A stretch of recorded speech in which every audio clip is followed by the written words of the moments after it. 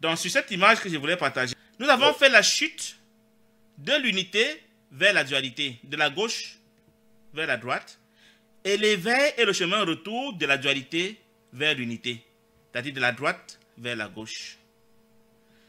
L'élément qui se baladait dans cette chute ou dans cet éveil s'appelle la conscience.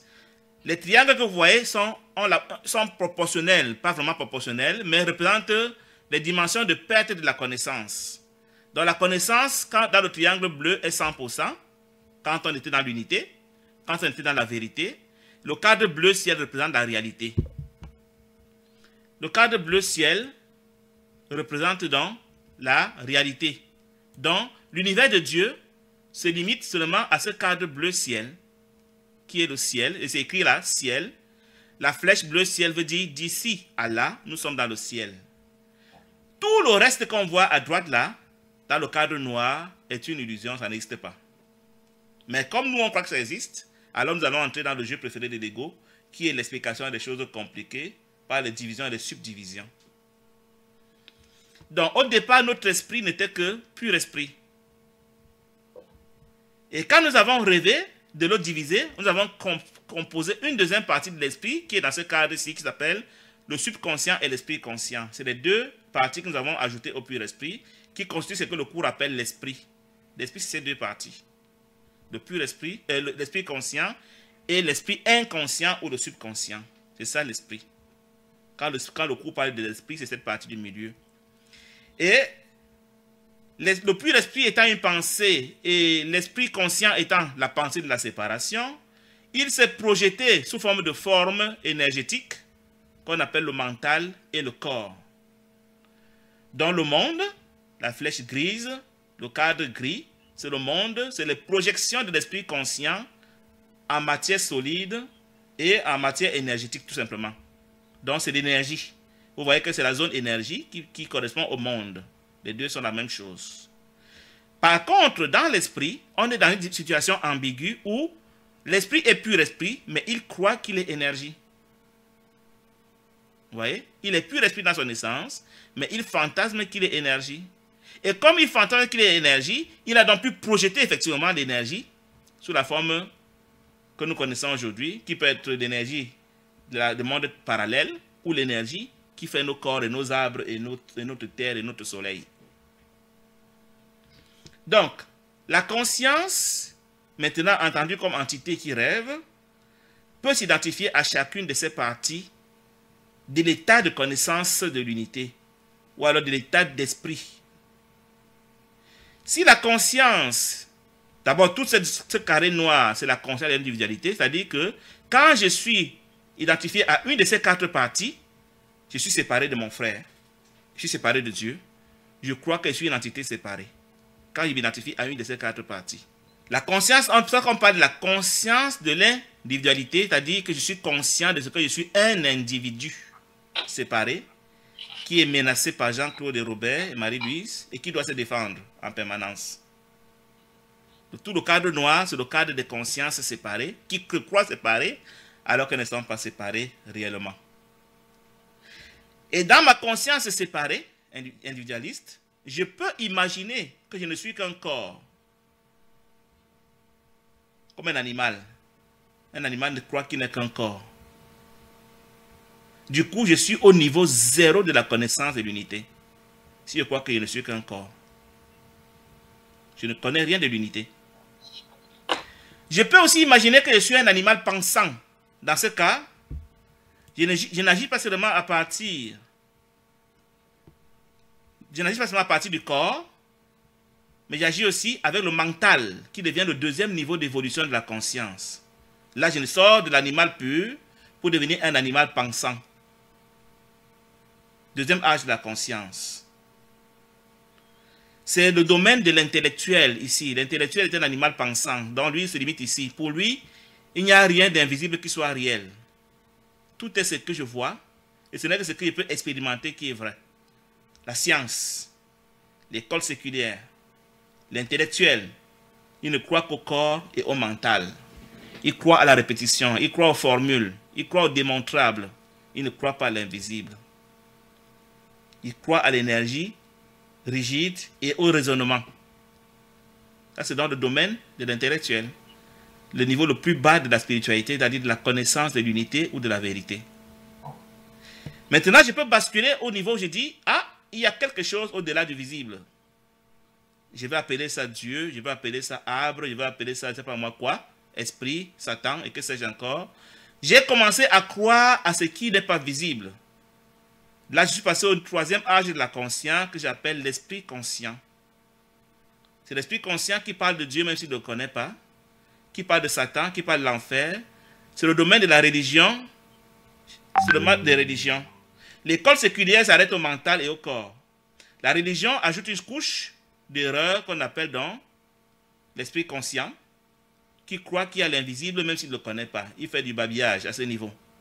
C'est là qu'on crée toutes les religions. On commence à s'approcher à ce niveau-là d'une certaine connaissance de l'unité parce que mes frères sont des seuls élus, mes frères de la même religion. C'est déjà quand même un certain niveau d'unité. Tous les autres iront en enfer, mais ce n'est pas grave, c'est déjà quelque chose. C'est un pas vers l'unité. Et l'autre étape maintenant, quand on a dépassé ça, parce qu'à ce niveau-ci, dans l'esprit conscient, je suis la victime de Dieu. Je suis la victime du sort. Dieu est tout puissant et il décide de mon sort et il fait de moi ce qu'il veut. J'attends ma mort et puis j'ai fait sa volonté, soi-disant. Mais en fait, je parle de l'ego. Parce que Dieu n'agit jamais dans le cadre noir. Dieu n'agit que dans le cadre bleu. Je peux entendre sa voix dans le cadre noir, le Saint-Esprit, mais pas lui-même. Parce que si Dieu vient agir dans le cadre noir, il aura validé que l'illusion est réalité et que la dualité est une autre réalité. C'est impossible. Au-delà donc de cette croyance en ce que c'est Dieu qui va me juger et qui commande ma vie et qui fait tout ce qu'il veut de moi et que je suis un corps, le religieux, l'esprit conscient, il y a un autre niveau de spiritualité qu'on appelle donc le subconscient. Le subconscient, c'est le niveau d'opération de l'ego. C'est le siège de l'ego. C'est là que tous les enseignements de la dualité sont enregistrés. Et c'est aussi là que je puise automatiquement les pensées qui me gouvernent par défaut. Je crois ici, là, que je pense. Je crois que Dieu me régit ma vie ici, dans le film, mais en fait, tout vient du subconscient. Donc, si je ne choisis pas parce que je me suis abandonné à Dieu, en fait, je me suis abandonné au subconscient qui me dirige inconsciemment comme un pilote automatique d'un avion. C'est pour ça que les enseignements qui ont été mis dans le subconscient sont ceux qui vont déterminer mes choix automatiquement quand j'ai décidé de ne pas choisir consciemment. Je vais faire forcément.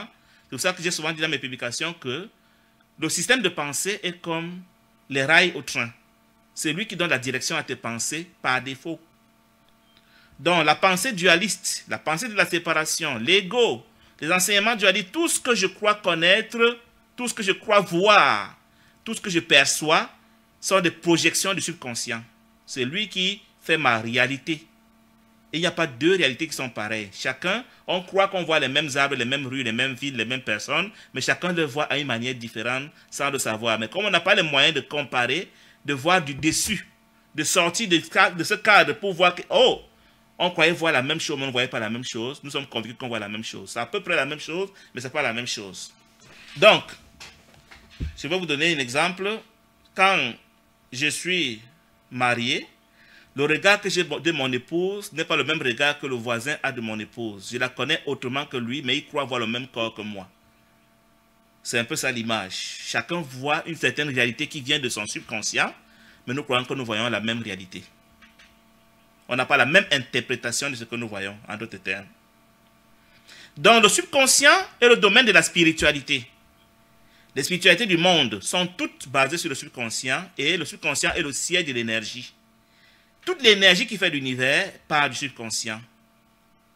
C'est pour ça que les adeptes du subconscient, les enseignants des spiritualités dans le monde, ne peuvent parler que de l'énergie qui est leur source d'information. Si je peux dire qu'ici, là, on est à 1%, dans l'esprit conscient, on est à 1% de connaissance de l'unité, parce que mes frères de la même église sont mes frères, tout le reste peut aller en enfer. Au niveau du subconscient, je connais déjà l'unité énergétique. Des gens qui ont accès au subconscient, les gourous spirituels, les dirigeants spirituels et les physiciens quantiques qui opèrent au niveau du subconscient Parce que le subconscient, c'est là que la physique quantique opère, alors que la physique newtonienne opère au niveau de la matière, au niveau du mental. Donc, ceux-là, ils ont compris que l'énergie est une et que tous les hommes dans le rêve sont un. Et c'est démontré déjà par la science quantique. Donc, la science quantique et la spiritualité disent la même chose avec des mots différents et opèrent au même niveau d'intervention. Les connaissances que nous avons dans l'esprit conscient et dans le mental viennent tous du subconscient. C'est pour ça que quand on nous enseigne à l'école séculière, l'idée est de nourrir le subconscient autant que faire se peut. Quand on parle de messages subliminaux dans les publicités, l'idée est d'inscrire des enrichissements dans notre subconscient autant que faire se peut. Quand un enfant devient adulte, vous l'entendez dire, quand j'étais petit, mon père me disait, il est en train de dire, dans mon subconscient, il est inscrit que. Si bien que quand tu vas affirmer quelque chose mentalement dans ton mental étant déjà adulte, ton esprit conscient va comparer avec le référentiel qu'on appelle le subconscient. Si ce n'est pas conforme, ce qui est dans le subconscient va avoir ascendant sur ce qui est du mental. Le mental, c'est les mots, c'est le blabla. Le subconscient est ce qui va régir ta vie. C'est pour ça que certains enseignants parlent de la puissance du subconscient. Quand tu as compris ce secret et que tu assumes ton appartenance à la dualité, alors tu vas dans les écoles de spiritualité où on t'apprend à aller voir dans le subconscient les mondes parallèles, à aller commander par la pensée positive. La pensée positive est supposée venir graver des croyances positives dans ton subconscient en espérant que c'est toujours elles qui vont être acceptées par ton esprit conscient pour être visibles dans ton corps matériel, dans ton univers matériel. Par contre, il faut vous dire que cette croyance positive vont venir trouver des croyances négatives qui sont là par défaut, parce que la dualité est forcément cyclique. Donc, tu as beau avoir la pensée positive, tôt ou tard, les enrichissements négatifs vont aussi s'appliquer et tu vas les voir dans ta vie. Au plus tard, avec la mort, tu sauras que ta pensée positive ne peut pas te prévenir de la mort parce que la mort est une croyance dans ton subconscient. Elle va tôt ou tard être vue dans ton corps. Donc, tout ce cadre-ci te parle donc de l'esprit apparemment divisé. Vous voyez la zone verte, la flèche verte, esprit apparemment divisé, qui en fait est pur esprit, mais qui fantasme qu'il est énergie et qui essaye de produire des choses dans la matière qui sont énergétiques parce qu'il a réussi à se convaincre de ce qu'il est énergie. C'est pour ça qu'il est commandé par l'ego. C'est l'ego qui régit le subconscient, l'esprit conscient et la dimension matérielle de l'univers. Mais le Saint-Esprit aussi, tu peux choisir que le Saint-Esprit vienne régir ta dimension subconscient et conscient. C'est quand tu as commencé à t'éveiller. Quand tu acceptes un message comme celui du SEM, le Saint-Esprit, que vous voyez la flèche jaune, peut dorénavant intervenir dans ton esprit conscient et ton esprit subconscient. Mais vous partagez le travail. Dans l'esprit conscient, c'est là que tu pardonnes. Intellectuellement, tu pardonnes. Tu dis, je nie à telle chose le pouvoir de me faire croire que. Quand tu as donc déclaré cela, quand tu l'as pensé dans ton esprit conscient, le Saint-Esprit comprend ça comme étant un ordre pour dire, va effacer les enregistrements correspondants dans le subconscient qui me faisaient croire que la chose était réelle. Aussi longtemps qu'il y a encore des enregistrements dualistes dans mon subconscient, tout ce cadre noir sera là. Mais le jour où tous les enregistrements dualistes du subconscient seront soit convertis en enregistrement unitaire, ou alors complètement effacés, ce cadre noir va disparaître instantanément et je serai illuminé. Donc c'est ce subconscient, dans mes croyances secrètes et profondes, qui permet que l'univers matériel, l'univers du rêve, perdure.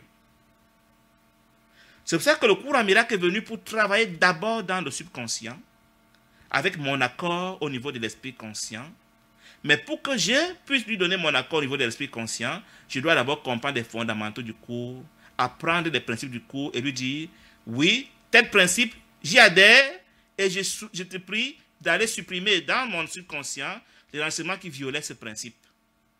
Et comme je n'ai pas accès à mon subconscient, je te rappelle que le subconscient contient toutes mes vies, depuis que j'ai quitté le ciel jusqu'au jour où je rentrerai dans l'illumination. Donc les vies passées, présentes et futures sont déjà vécues sous forme de film. Donc quand le Saint-Esprit vient corriger le subconscient, il ne corrige pas seulement le moment présent, comme l'enseignent certains, parlant du moment présent, il vient corriger le passé, le présent et le futur. Et le jour où il aura corrigé tous les enregistrements dualistes dans mon subconscient, l'univers disparaîtra pour moi et je serai illuminé.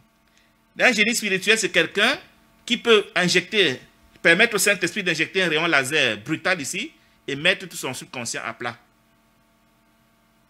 Du coup, il est illuminé automatiquement. Mais la plupart d'entre nous, on va se donner 100 ans, 200 ans, 1000 ans pour effacer ces enregistrements.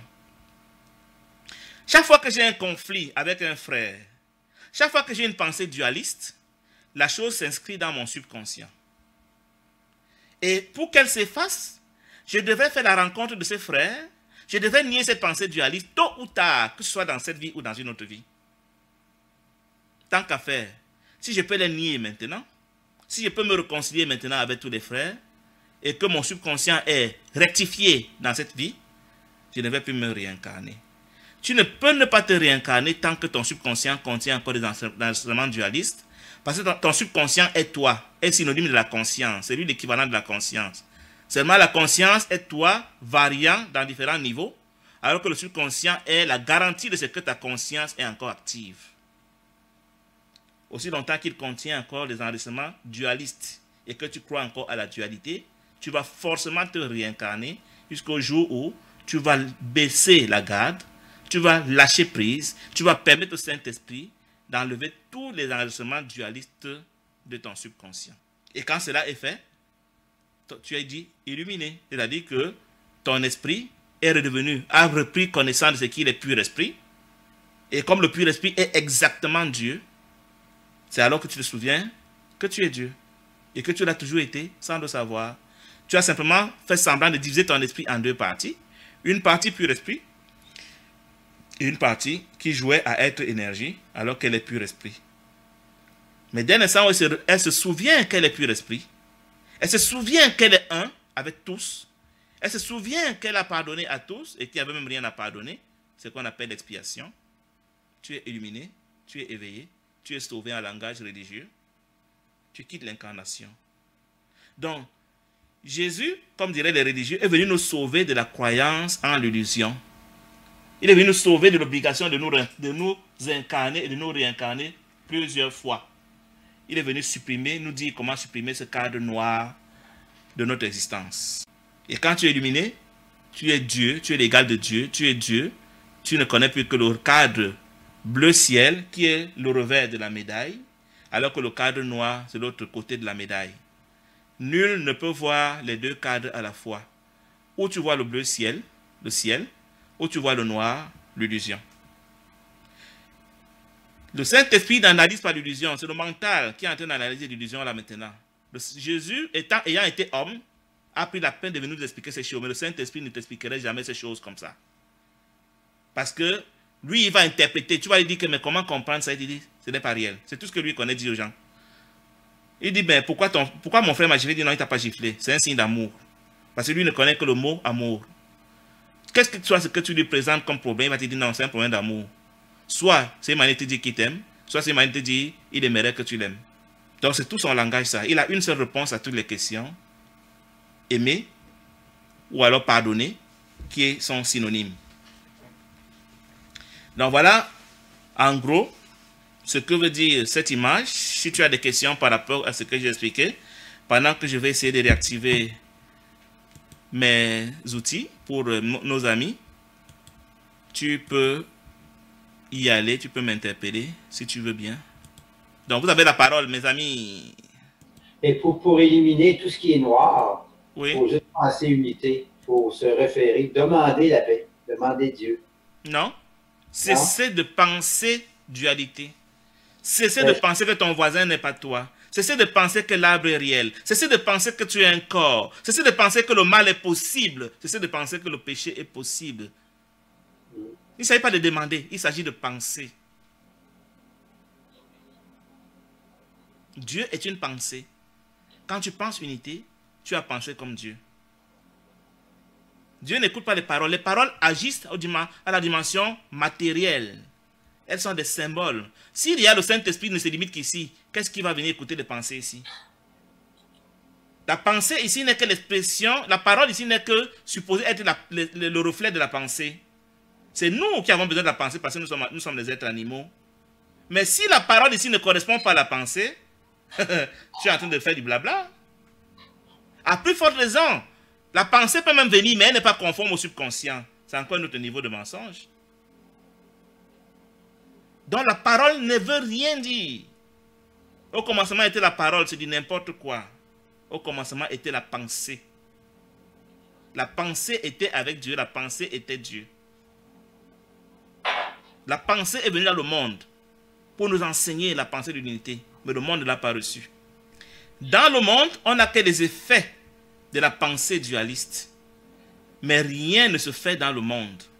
C'est un film que nous voyons ici, au niveau du monde. Ce n'est pas réel. C'est une projection de l'esprit conscient que nous voyons ici. L'esprit inconscient, autant pour moi, le subconscient, que nous voyons ici. Le cerveau qui est le mental n'est qu'un filtre de ce que nous recevons du subconscient, parce que n'eût été le cerveau, nous allions voir nos vies passées, présentes et futures. C'est ça que le mental, quand nous faisons les méditations, la méditation c'est une manière de dire au cerveau, essaie un peu de baisser la garde, laisse un peu passer plus d'informations du subconscient. C'est ça la méditation. Si ton cerveau est toujours en train de travailler, il devient une barrière qui empêche que les informations du subconscient arrivent dans ton corps, dans ta vie, de manière incontrôlée. Parce que le subconscient ne connaît pas le temps, il ne connaît pas le passé, présent et futur. Si le robinet est ouvert d'une manière incontrôlée, tu peux devenir fou. La plupart des fous que nous voyons, c'est des personnes qui ont perdu ce filtre du mental, qui fait que le subconscient les arrose, et du coup, elles ne savent plus qui elles sont. Et puis, elles se comportent comme nous les voyons. C'est pour ça que nous tous, on fonctionne par le mental. Et on se prend pour des corps. À 99%, on fonctionne par le mental. Même quand on joue les spirituels, même quand on ferme les yeux pour pleurer en priant, c'est mental. On se ment quand on est en train d'adorer Dieu. On est en train de parler avec l'ego.